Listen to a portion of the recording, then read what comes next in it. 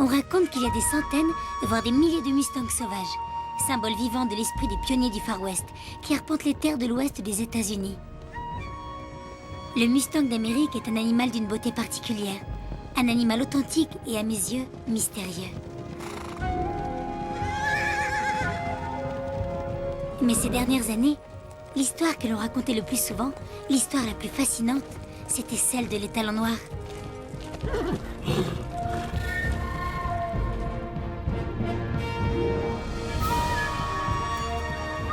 On disait qu'ils descendaient en droite lignée des pur sang arabes que les conquistadors avaient amenés avec eux lors de leur arrivée au Nouveau Monde.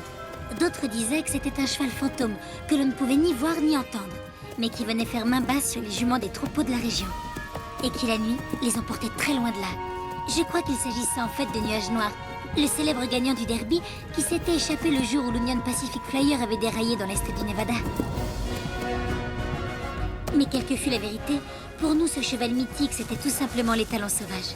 Au cours de cet été, j'ai appris la vérité à son sujet, mais j'ai appris aussi la vérité au sujet de bien des choses, et même me concernant. J'habitais à Cleveland, dans l'Ohio, avec mon père. Nous ne vivions plus que tous les deux depuis la mort de maman.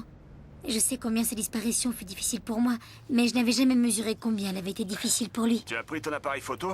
Oui, ce sera ma seule distraction. Mais pourquoi tu ne restes pas avec moi? C'est toi qui es invité. Et en plus, tu pourras faire du cheval, de la randonnée, de la natation. Tu auras plein d'occupations, et Matty va te plaire.